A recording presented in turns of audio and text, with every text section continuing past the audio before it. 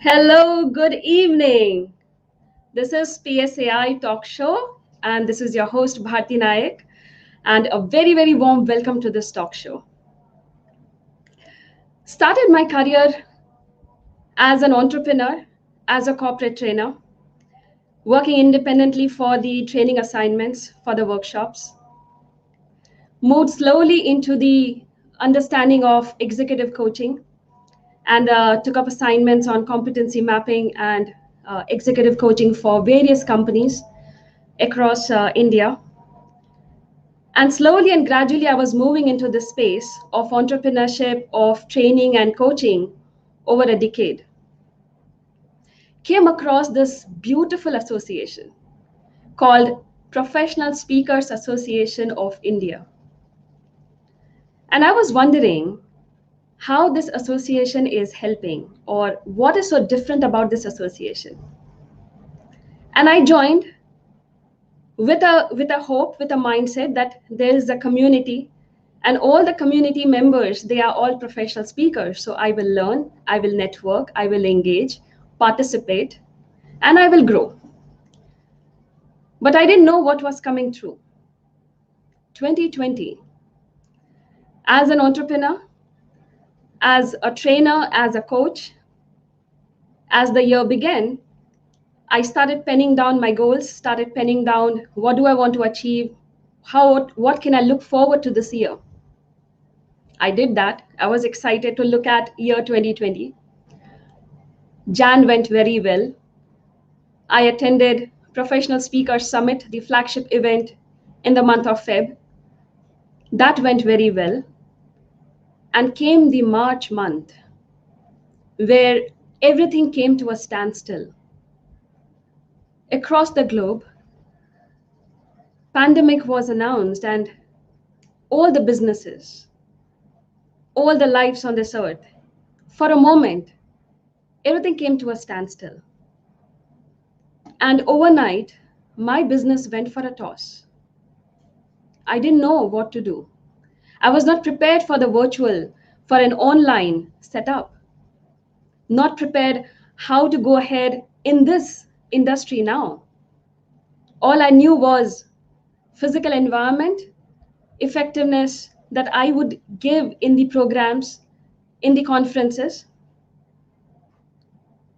But thanks to PSAI, the virtual setups, we had the online boot camps that were organized in the year 2020, in the month of April. That gave me a ray of hope. That gave me the broad understanding of how, as a professional speaker, as a trainer, as a facilitator, as a coach, I can move ahead in my business. I can move ahead in my journey of professional speaking. And I started picking up the nuances of virtual world, started understanding technologies, looked at softwares, applications. I was figuring out my way to build up my business again. It was like pulling up all the bricks to put my castle again.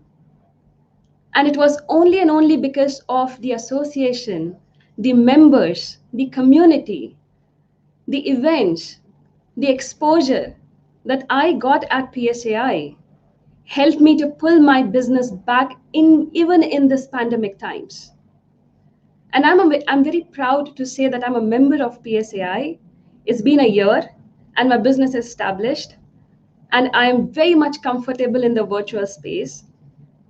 And I can address thousands and thousands of people sitting in this comforts of my house and sharing my message across to the globe. And that's what PSAI is for all of us. Because that was formed to help build a strong community, to help us enhance your professional speaking career globally. And we are very proud to be part of a Global Speakers Federation, an organization which has 17 national speaking associations across countries. We are committed to professionalism, constantly thriving towards a vibrant and potent speaking industry. And if I have to put down the mission, vision, and values of PSAI. As a vision, we want to be the number one professional speakers association in the world.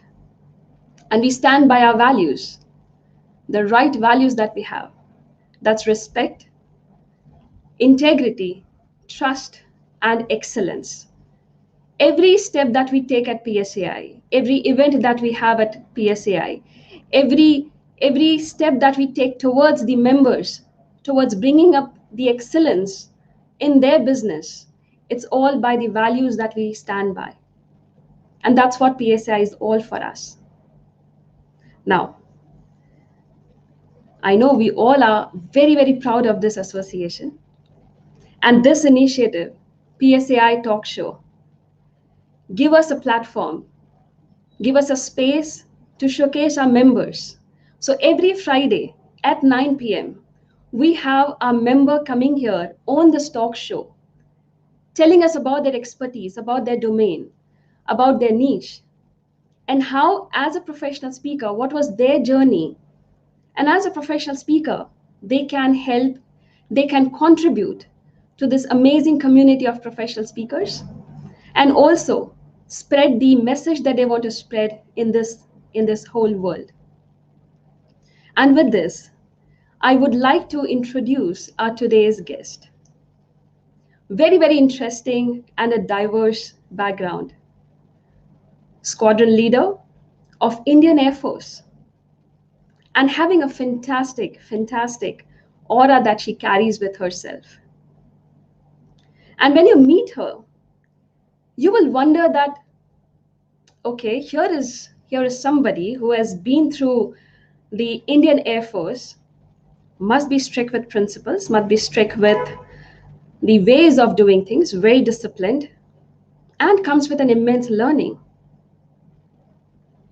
But you don't know that she is a very, very down-to-earth, jolly good fellow, and very welcoming, very warm-hearted. With a very nice love, we call her Del at PSAI. And yes, I'm talking about Delshad Master. She is Delshad for us. And Delshad Master is Queer Sensitization Catalyst, Indian Air Force veteran, global speaker, spreads her message to the world. She's been an author, a corporate trainer, Toastmaster, and an animal lover. And today, she is going to talk about what is this sensitization that she deals with. And she's here to sensitize us, give us that empathy that we all need as a professional speakers. Look at some of the biases that we may have as a professional speaker. And can we remove those unconscious biases that we may have and be a better professional speaker that we want to be? So with a big, big round of applause and a very, very warm welcome, let me invite Sqn leader Delshad Master to this talk show. Welcome, Delshad. Welcome to this talk show. Hi, Bharti. Thank you. Thank you so very much. It's a pleasure to be here. Thank you. Yes, and it is really a pleasure and a delight to host you, Delshad. And with this, I am really curious and I want to understand what is LGBTQ, and when you say that, when you say that you are a queer sensitization catalyst, what does that means? Right. Okay. So let me begin with the absolute basics here. Before I explain what the LGBTQ is, let me start by saying the way we know the word sex, the way we know the word gender, and the way we know the word sexuality. Each one is different and holds a different meaning. Normally, we use sex and gender interchangeably, but that's incorrect, right? Uh, Sex is what you are assigned at birth, and therefore you have no control over. Sex is what the medical professionals assign to you when a child is born. Gender is what you grow up to feel you are. And sexuality is who you grow up to be attracted to, or in some cases, not be attracted to at all. So, gender and sexuality are entirely within our control. Gender is who we think we are, sexuality is who our heart beats for, right? If I may put it that way. So, gender is in the mind, sexuality is in the heart, who your heart beats for. And sex, as I said, is nothing but it's assigned at birth. So you could be assigned male, female, or intersex at birth, depending upon your genitalia or your chromosomes or your hormones. So that's sex. Uh, I have already explained gender and sexuality. Now, the term LGBTQ and the plus after it. So, LGB are sexualities. They define who your heart beats for. So, who you feel physically, romantically, sexually attracted to. So, the L stands for lesbians, the G for gays, the B for bisexuals. There are very many other sexualities as well, but these are sexualities. So, who you feel attracted to. Lesbians, a woman attracted to another woman is a lesbian. Gay is a person, a man attracted to another man is a gay.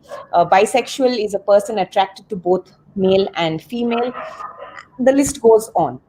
The T, however, stands for transgender, and transgenders, that is a gender identity. So you could be born a particular sex at birth, but you feel that you don't identify with that gender. So there is a dissonance between your sex and your gender. And that dissonance is called gender dysphoria. And you may feel like a trans man or a trans woman, or in some cases, even a non confirming, non binary individual. That is your gender identity. So, LGB are sexualities, T is a gender identity. There are very many going forward, Bharti. So, there is Q, which stands for the word queer. Queer is Yep. an umbrella term assigned to put all these terms into one bracket. So, if you want to put them all together, you use the word queer. It's an umbrella term.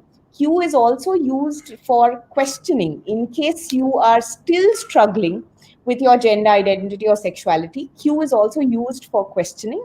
Then there is I, which stands for intersex, A for asexual, A for agender, and therefore the plus. There are so many under the umbrella, but all put together, it's called queer. So it's a queer identity. And sensitization, as the word goes, uh, most people are averse to the queer community. And therefore, they discriminate against them without even knowing about them. The reason I act as a catalyst is because I do not belong to the community, but I am the voice of the community from the outside. Just like the catalyst that we study of in chemistry in school, a catalyst is something introduced into an experiment or into a reaction which does not change form but hastens the entire reaction, the chemical process, right? But from the outside, it doesn't get involved in the experiment itself. So that's the reason I call myself queer sensitization catalyst. I am an ally to the community, and I fight Mhm. for it and I speak for it from the outside. So that's the LGBTQ, and that's queer sensitization catalyst explained. Lovely. My curiosity, you have actually made all the audiences more curious now. So my curiosity is that can anybody become a catalyst or a queer, uh, helping the community or being sensitized towards the community? Can anybody be that person? Absolutely, absolutely. So it's just a matter of opening out our hearts, opening up our minds, being open to at least talk about it, to listen to someone say something about it, or read about it yourself. Most of the discrimination happens because of conditioning. So you believe what you have been made to believe, right? We grow up thinking that what we've been told is probably the gospel truth, and that's the way things are. We don't make an attempt to go beyond that. So our conditioning generally limits us from trying to learn, read up, or know about the other. And when I say the other, it could be the queer community, it could be a bias caused because of religion, caste, creed, whatever. So it's always the in and the out group. We consider ourselves in, and anybody outside we are phobic towards. Now the queer is one such community that most people are phobic towards. But if we open our hearts and our minds, and try to learn about them, okay, there is absolutely no stopping anyone from becoming sensitive towards the community. It's like, Bharti, I would put it, it's like technology. 2 years earlier, if you would have told me I'm going to interview you through your laptop screen, I would have said, no, why? I'll come to you, or you can come to me. I mean, why this computer screen? I'm very technophobic. True. I don't want to get on to all these new apps, right? But look at all of us. 2 years down the line, we are all on Zoom. We are all comfortable with what have you, StreamYard and Google Meets and all of that. So it was just a matter of something pushing us to open our minds and open ourselves to technology. And similarly, if we open ourselves up to knowing about the community, anybody can be sensitized and anybody can become an ally. That's what I believe. Okay. And there's a very interesting question from the audience. Srijata wants to ask you, what are your drivers behind this being a catalyst? All right. So there are two very interesting stories. One is an immediate trigger, and the other one happened a long, long time ago. It was in the back of my head, embedded deep into my memory, something I had lost track of, I had completely forgotten, which came to me much later. So the first immediate trigger was when I had a short stint with a digital marketing agency right here in Bangalore. Uh, One of their verticals was a not for profit digital magazine for the LGBTQ community. And I was the chief editor of that. And in the course of being an editor or writing for that magazine, I got to meet, speak to, interview, and intimately get to know people from the community. I also got to know parents of people from the community. I got to know friends, I got to know allies. So I learned about people through them, through their stories. And the common thread that ran across almost all stories was that the first line of discrimination came from their very families. The other common thread was that almost every single one of them had at least contemplated suicide, if not attempted it, and always more than once. You know, some of them, I mean, were lucky enough to live to tell their story. Quite a few of them not so lucky. I got to hear their stories from their parents much later, after they had unfortunately taken their lives. Parents had lost their children to this, uh, which is something that really shook me up. That's when I realized that there is no other community which lacks the basic support of the very first social foundation, the very first social circle for every individual is the family. And no matter what you suffer from, the family is that one unit which stands by you, irrespective of whatever you may be going through. But for the queer community, that very foundation itself was missing. The family itself discriminated against you. And that is why I chose to be the voice of a community who didn't even have its loved ones on its side. The other story is something very personal. Uh, Cut a long story short, one of my cousins is a trans woman. And as a child, while she was transitioning, I was told to stay away from her, not to interact with her. I didn't know why, I didn't know what it was that she was undergoing, but I was just told that bad person, no need to speak. Even if you come across her on the road, ignore. So I am myself responsible in a way for some sort of discrimination against a trans woman. And I mean, when I grew up and I realized uh, how it feels to go through that every single day of your life, from your loved ones, from your family, from your friends, from your acquaintances. That's when I decided, never again. So never again from me, and I'm going to educate people about this, so that never again does a person have to face this kind of a discrimination just for being themselves. I mean, they're not harming anybody, they're not doing anything to anyone, they are just living their life as authentically as they possibly can, and we are discriminating against another human being just for doing that. So that's how I came to be associated with this cause. I know. I mean, as you are sharing this, it is giving me a lot of insights about maybe as a human being, maybe I never thought through that this could be such a sensitive and such an empathetic situation that I would fall into. And as Lokesh, one of our members, he rightly mentioned that all speakers are catalysts, Absolutely. and that's what we are here for. Okay, we have a very interesting, you have, Delshad, really made all the audiences very curious. Questions are pouring in from the audiences. We have one more question from Bala, and Okay. he's saying, where do the Kinnar community fit in? Is there a sensitization towards them? So Kinnar is one of the communities of transgenders in India. Uh, there are very many others as well. It is a sort of a sect within for trans women, especially those who are kicked out of their houses. They have to lead a life all of their own.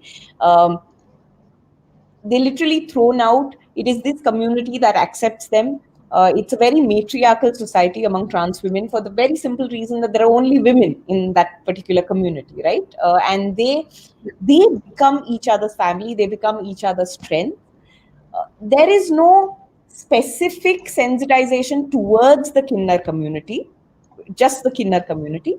But if we are all sensitized towards trans persons, Kinnar is just one sect which falls under under the umbrella of trans women.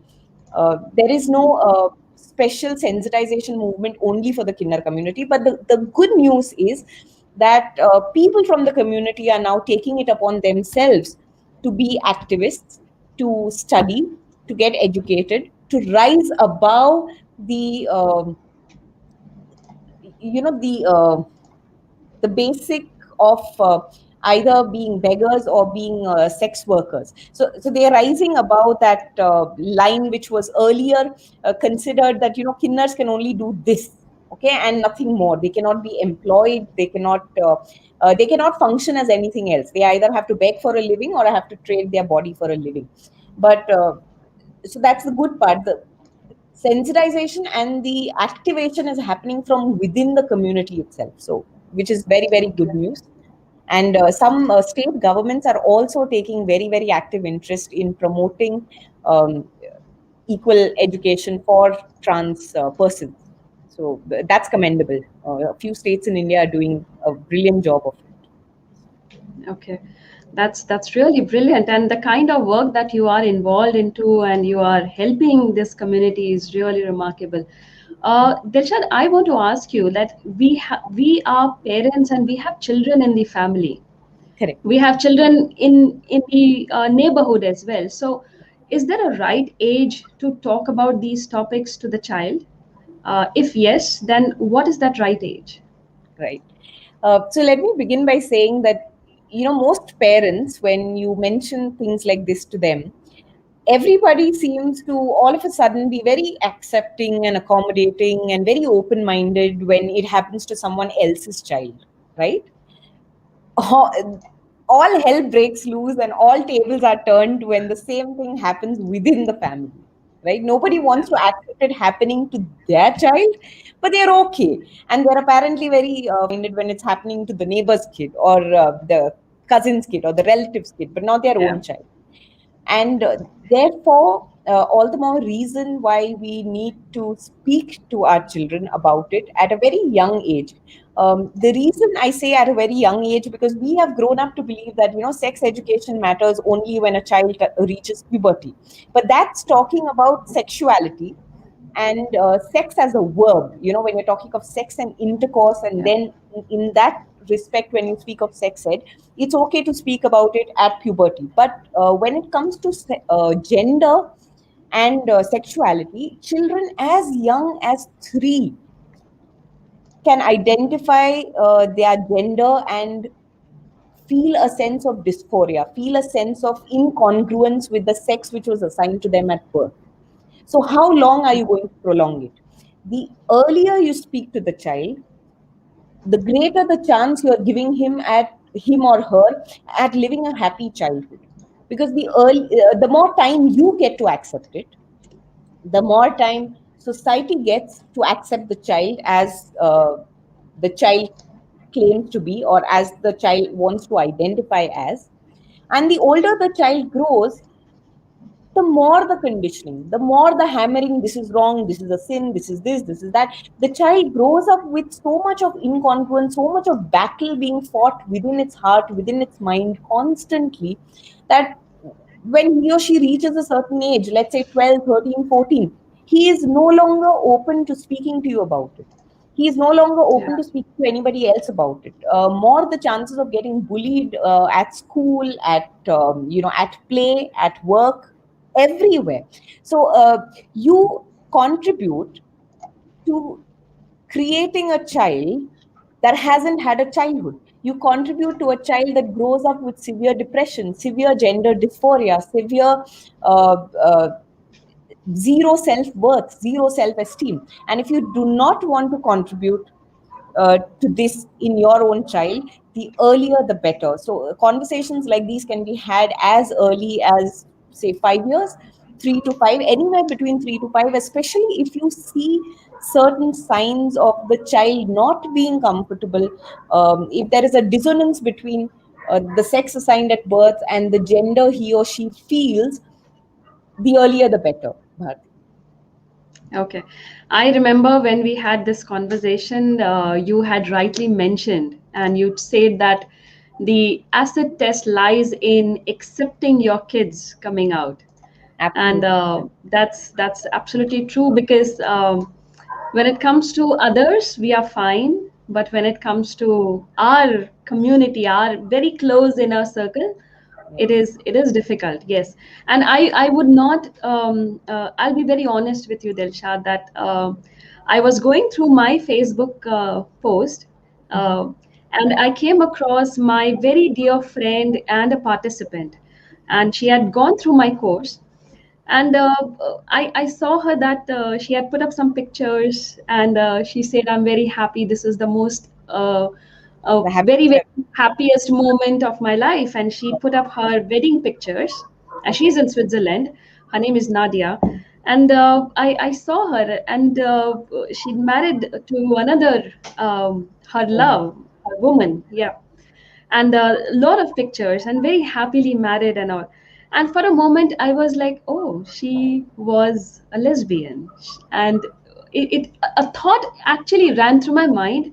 And then immediately I showed it to my daughter, and I said, Disha, do you remember Nadia? She had come for the course, and these are, and she's got married, and this is what the pictures are. And she was like, wow, that's fantastic.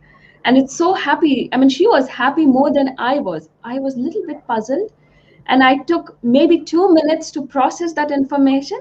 And for her, it was quick.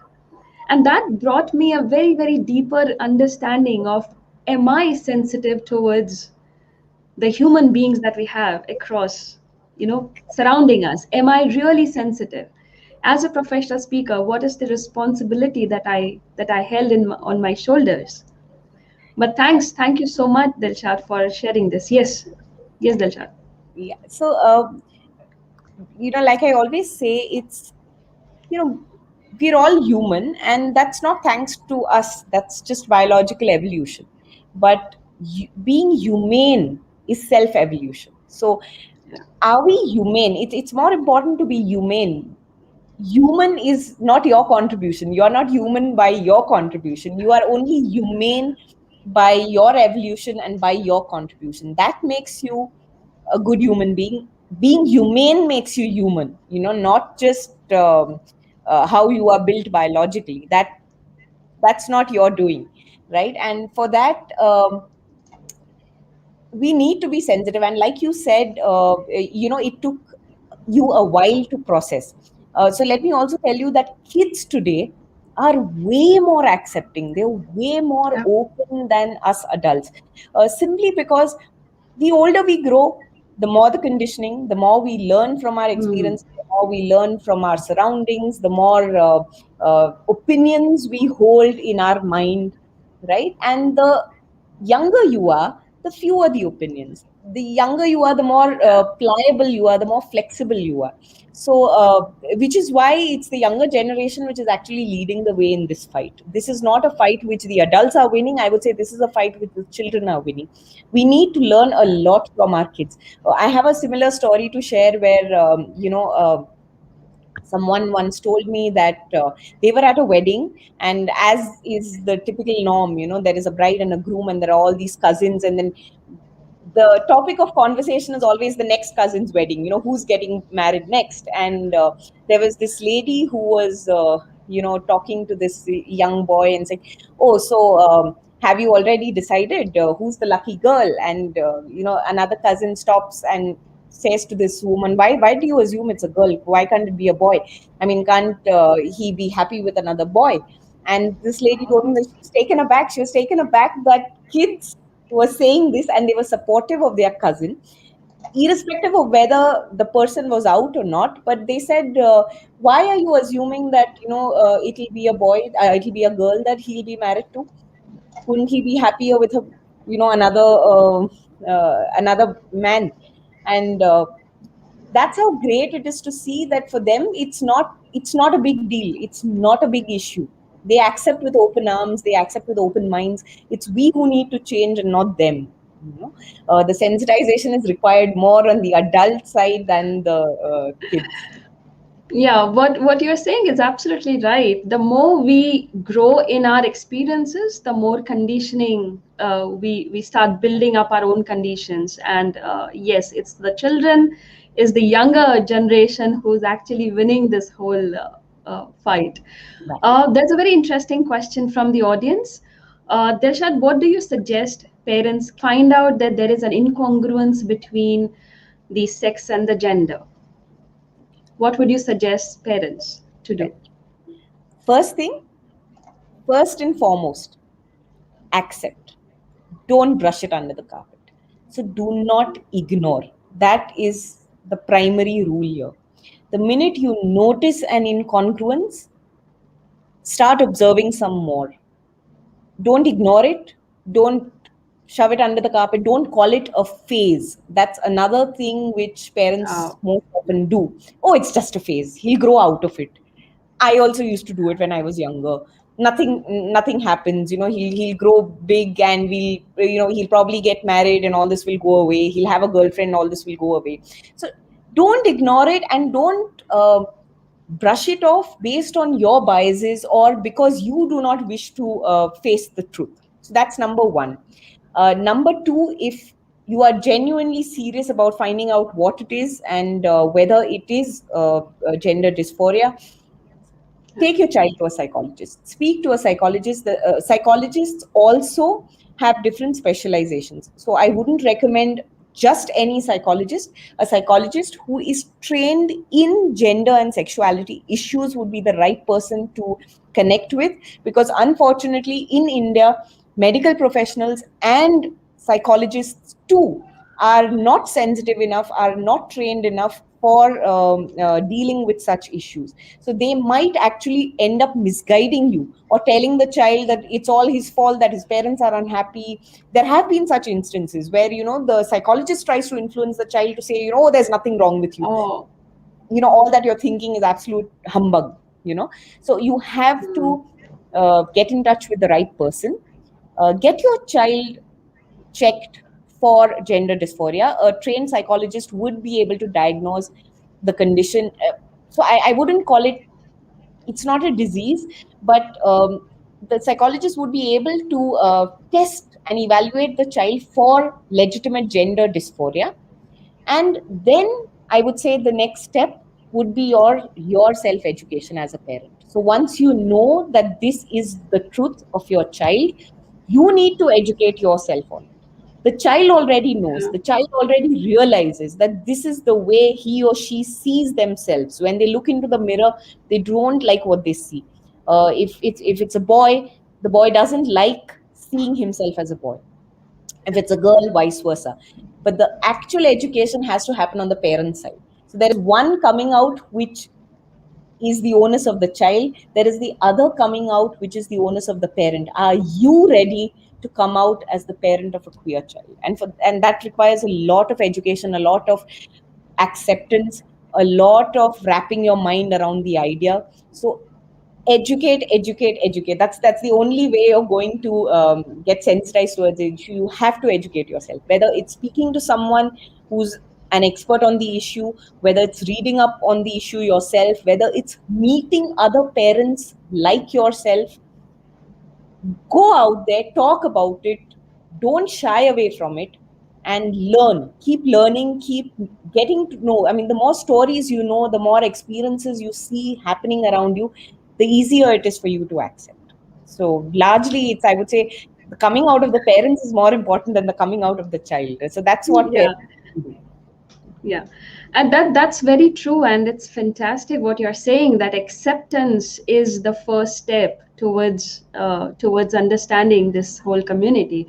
And I would say that as parents, as adults, uh, we may want to look at it from a relationship point of view. That if I'm a parent and I have a child, I have my children in the community, in my neighborhood, in my family, what is important for me in that relationship? Is not the child important to me as a parent? If my child is very important and I love my child, I accept my child as it is.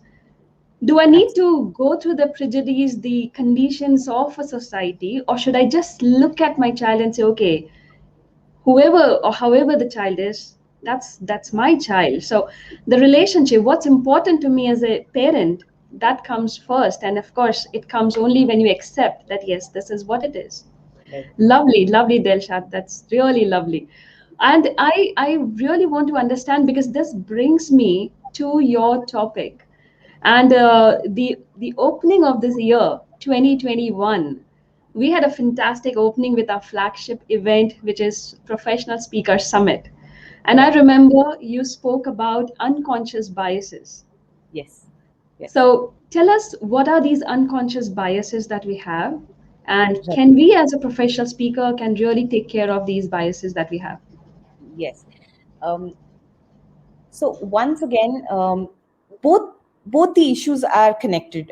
Like I said, the bias towards the queer community, okay, stems from a lot of conditioning, a lot of prejudices, a lot of biases that we grew up with. Fortunately, there are some biases which we are very clearly aware of and where they stem from. So they could stem from religion, they could stem from culture, they could stem from what your parents tell you. We are aware of the source of those biases, and therefore they are easier to get over. But then there are another set of biases which are unconscious, which we ourselves are not aware that we carry. And it is those biases that project themselves in our actions, in our speech, in our day to day living. And it's more incumbent on us as speakers to know about those biases, because our actions speak louder than words. People look up to us. I said this earlier and I'll say it again. As speakers, we always underestimate the circle of our influence. We think we are speaking to a crowd of 20, 40, 100, even 1,000. Even if you filled up a stadium, your circle of influence goes much beyond that stadium. Let's say you were addressing even an audience of 1 lakh. It's the message that the 1 lakh carries outside of the stadium, and each person goes and tells 10 others what you said or what you did. I mean, that's how wide your circle of influence extends, and we always underestimate that. So therefore, a greater onus on us as professional speakers to be very conscious of these biases that creep into our mind without us even being aware of them, right? One, I would like to mention one such bias here, which is the in and out group bias. A lot of xenophobia, a lot of a lot of us versus them stems from this bias. So again, it's a very evolutionary and a bias which has come to us through evolution, through years and years and years of, fight and flight, friend or foe. All of these uh, responses, the stimuli, stimuli have given growth to a sort of instant recognition. Friend or foe is an instant recognition. Us or them is also an instant recognition which we are not aware of. We tend to take this bias and incorporate it into the rest of our lives. So it's always, if you're in a community of foreigners, it's, oh, we Indians, they foreigners, we this, it could be, that bias could be state wise, that bias could be even team wise, right? When you go to play a tournament, it's always us versus them, it's our team versus them. So this in group out group bias lends itself to different aspects of our life, and it lends itself to this as well. We the normal, we the straight, we the cisgendered, we the heterosexual, and therefore we the perfect, because we are the majority, therefore we are perfect. But these people are abnormal, they are queer, that's why they call themselves queer. They are the weirdos, they are the abnormal ones, therefore the bias. So you build a wall without even realizing that you're building the wall, right?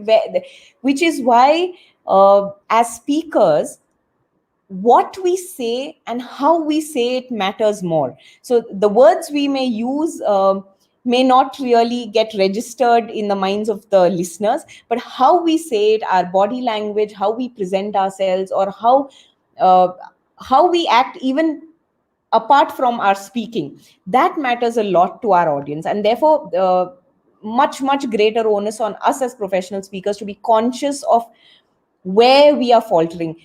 What are we carrying these kind of biases, and if we are, what's the way to get rid of them? How do we go beyond these biases to be better as human beings? And then automatically that would translate into us being better speakers, no matter what your niche. So irrespective of your niche, it's not just about the LGBT community. You've got to be a better human being first to be a better influencer. As a speaker, you are an influencer. As a speaker, you are a role model. People are looking up to you, and therefore it's incumbent on you to be the best version of yourself and get rid of the unconscious biases. So that's what I would say. Bharti. Lovely, Dilshad. And what you also rightly mentioned was that normal is nothing and normalization is everything. And now I understand why you would say that.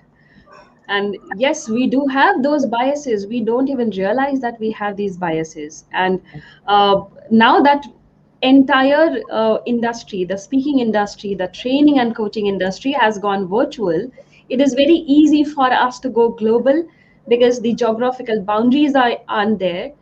Correct. And when we move into the global world, are we really sensitive? Are we really taking care of what we speak, how we speak as a professional speakers? As you rightly said, that we are in a way influencing our audience. We are sharing that message. Very, very rightly mentioned.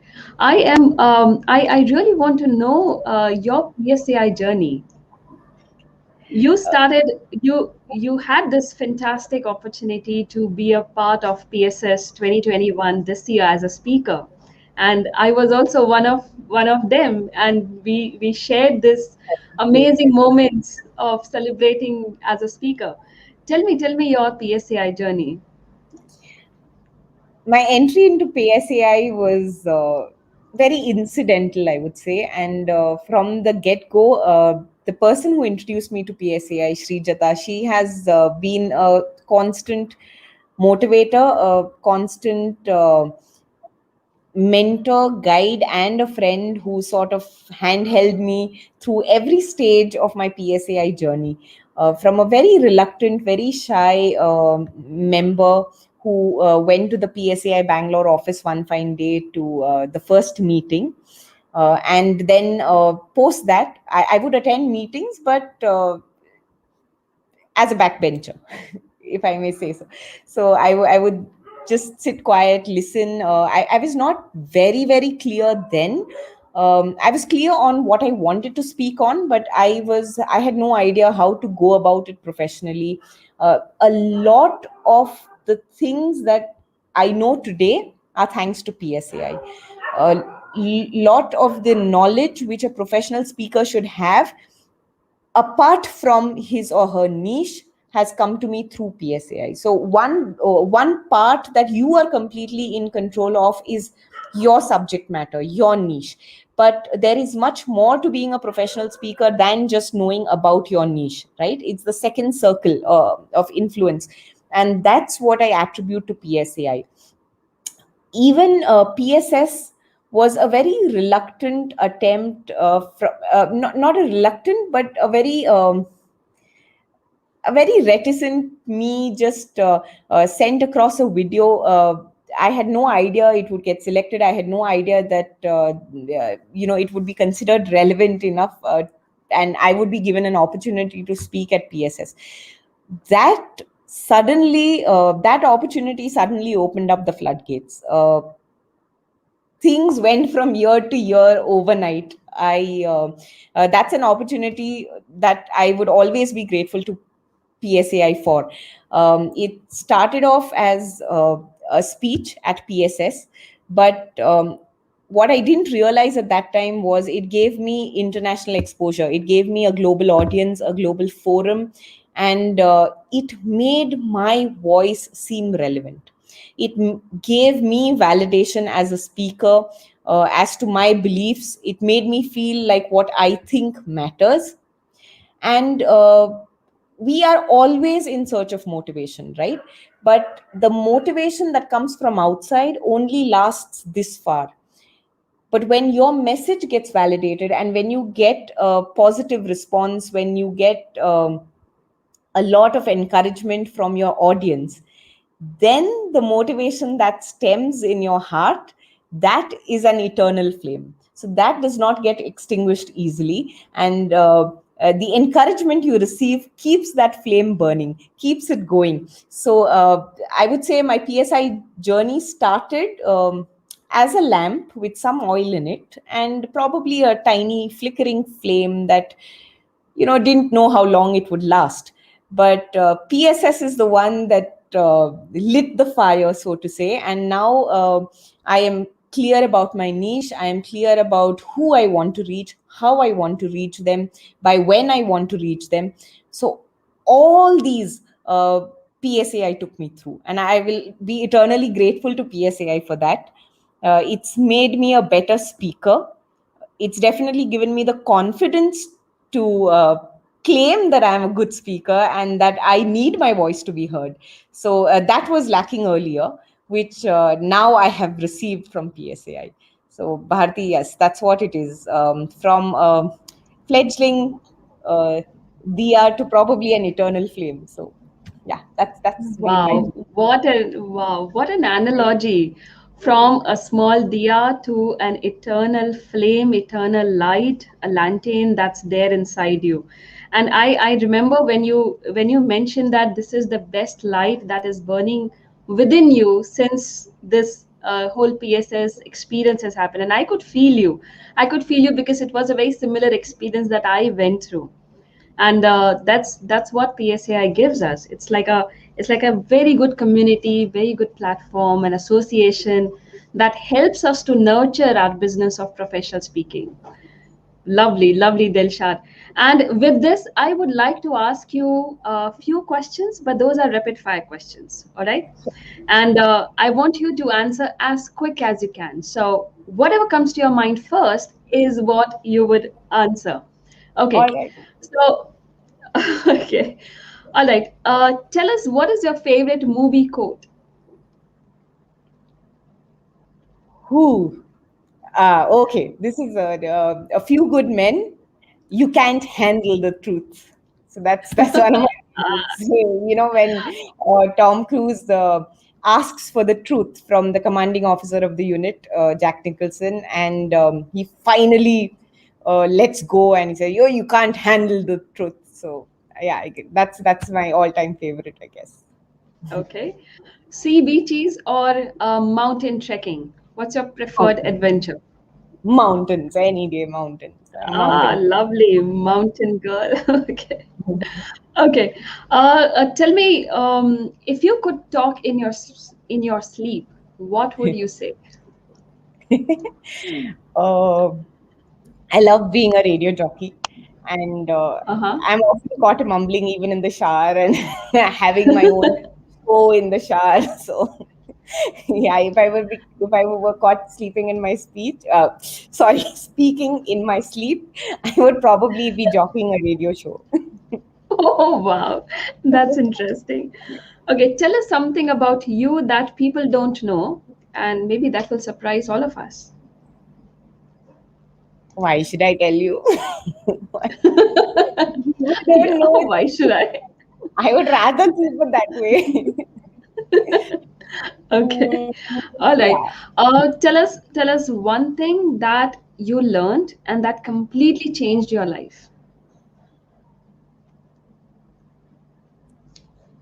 I guess it has to be this because this has since become my calling. And like I said, I wasn't born an activist or like born a person to speak about the queer, but getting to know them, getting to hear their story, certainly turned a switch on in me. So I think that's what's completely changed my life. Before that, I wasn't very sure where I was headed. I knew I was sympathetic towards the community. I definitely knew that. I was in no way discriminatory towards them, but this I wanted to make my life's calling and then dedicate my life to this cause. That I wasn't aware. So I guess that would be the thing that upturned the switch. Yeah, it would be Okay. that. Okay. And as the last question, Okay. because I know the talk show is going to end in few minutes, which I don't Okay. want to, because the audience are really excited and they are more curious to know about you, about the expertise that you have.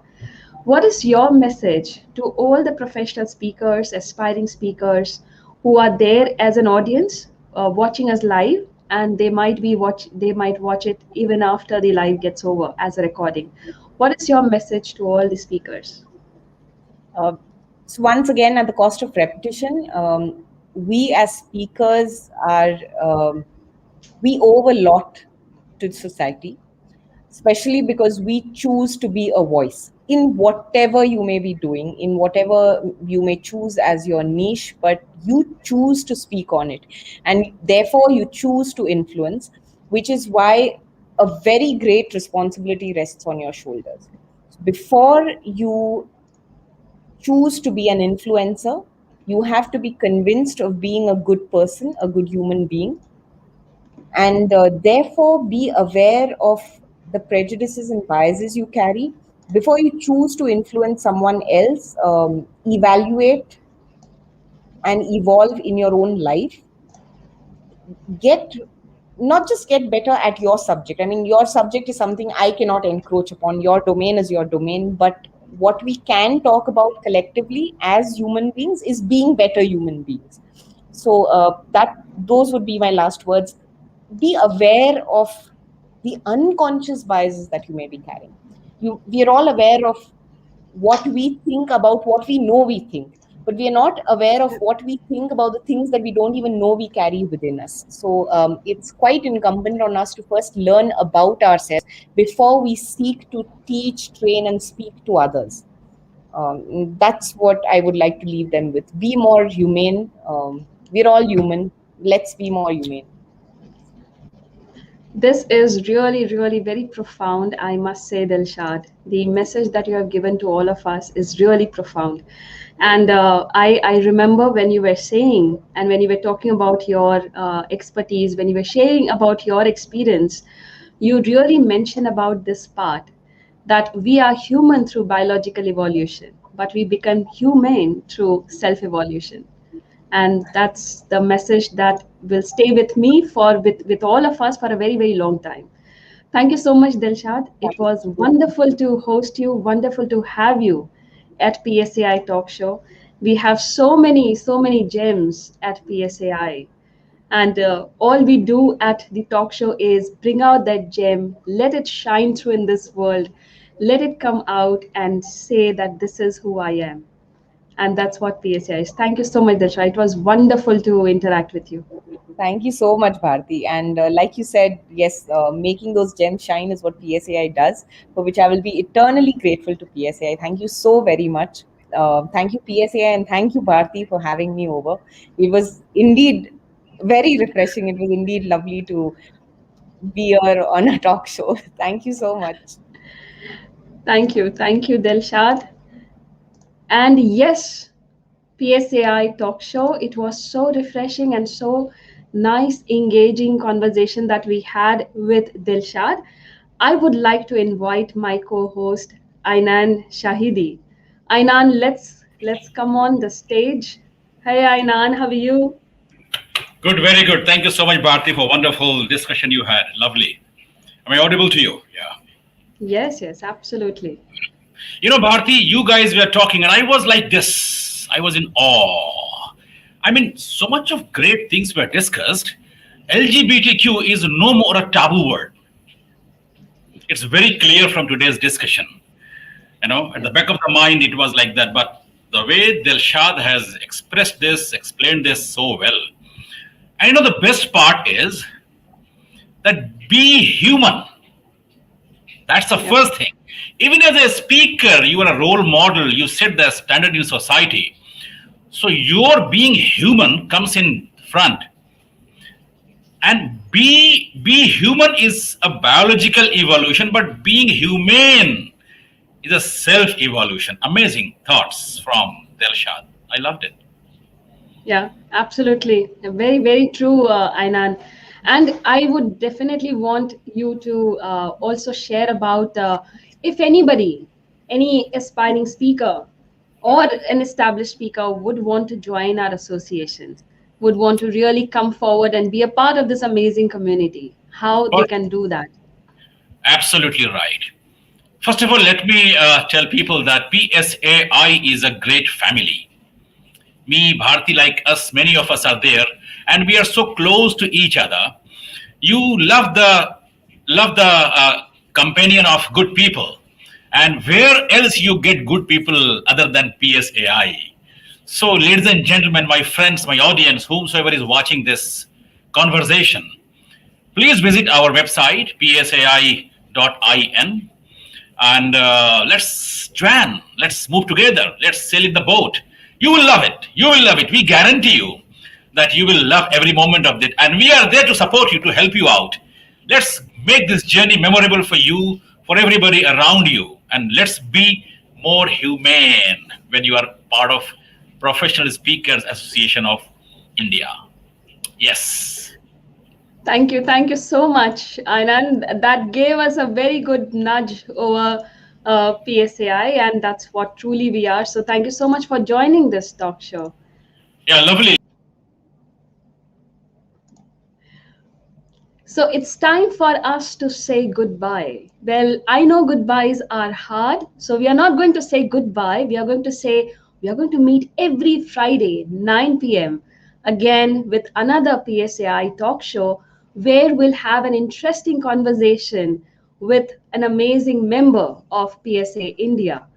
And I'm sure with every talk show that you go through, with every talk show that you participate, you come and watch, you ask questions to the speaker, you interact and give your comments, that only shows that how much important for you it is to be a professional speaker.